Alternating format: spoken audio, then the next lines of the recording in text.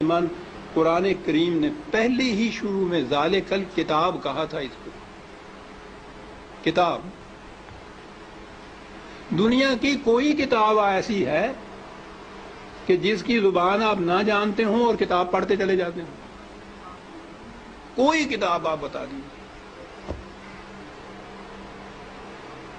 زبان نہ جاننا تو ایک طرف، فرض کرو زبان جانتے بھی ہوں اور وہ کتاب کی زبان ذرا مشکل ہو تو آپ ایک آدھ صفحہ پڑھ کے کہہ دیتے ہیں کہ نہیں صاحب میری سمجھ میں نہیں آتی. آپ کتاب پڑھتے ہیں تاکہ سمجھ لیں اس کو.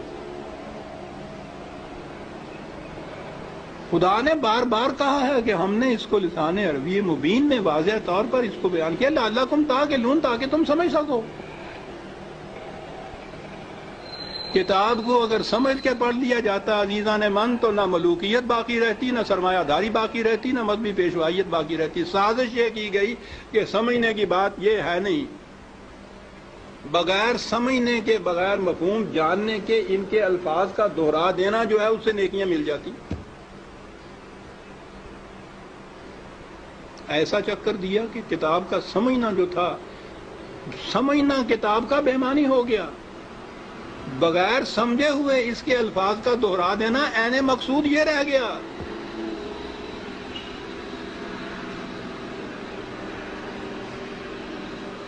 اعلیٰ سے اعلیٰ درجے کی کسی طبیب، حکیم کی، فلاسفر کی نسخوں کی کتاب، ہر مرض کا نسخہ جہاں لکھا ہو اس کے اندر، آپ اس کو سمجھے نہیں اس زبان کو اور وہ نسخے زبانی یاد کر لیں اور صبح اٹھ کے ان کو نسخوں کو رٹتے رہیں، شام تک بولتے رہیں. کچھ پتہ نہ ہو آپ کو کہ سونف کسے کہتے ہیں، ترنجبین کیا ہوتی ہے، اور پڑھتے چلیں. کیا مرض کی شفا مل جائے گی اس طرح سے؟ اس کتاب کا مقصد پورا ہو جائے گا؟ میں نے کہا ہے ابھی کہ ہے کوئی دنیا میں اور کتاب جس کے ساتھ یہ کچھ آپ کرتے ہوں؟ عزیزان من، اس کتاب عظیم نے کیا لیا ہے کہ ہم اس کے ساتھ یہ کرتے ہیں جو کسی کتاب کے ساتھ نہیں کرتے. یہ سب اس لیے کہ یہ سمجھ میں نہ آ جائے، کہیں ہو نہ جائے آشکارا شرع پیغمبر. کہیں یہ آج ہی کی سازش نہیں ہے، شروع سے چلی آ رہی ہے. یہ لگا دو اس لائن کے اوپر کہ دہراتے جاؤ اس کو ساتھ، بغیر سمجھے. نہ وہ آگے جو امام کھڑا ہوتا ہے حافظ، اس کو پتا ہوتا ہے میں کیا لفظ دہرا رہا ہوں، نہ یہ سننے والوں کو پتا ہوتا ہے کہ یہ الفاظ کیا معنی رکھتے ہیں. دونوں ہی مطمئن ہوتے ہیں کہ ثواب حاصل ہوتا ہے اس سے. اس کتاب کے ساتھ کیا کی تو ہم میں اور ان میں کیا فرق ہے جن کے پاس وہ کتاب نہیں ہے؟ فرق یہ ہے کہ ہم دوہرے مجرم ہیں.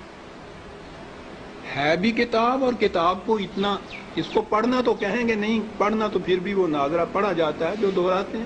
ناظرہ پڑھنا بھی تو یہی ہوتا ہے، الفاظ ہی ہوتے ہیں جن کو دہراتے ہیں ہم.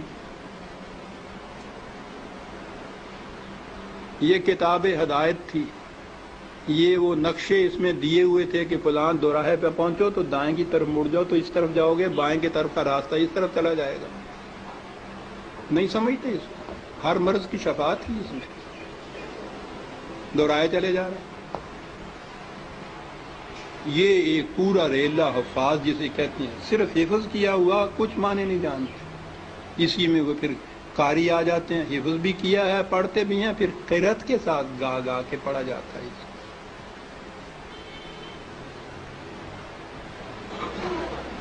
قانون کی کتاب گا کے پڑھنے کی.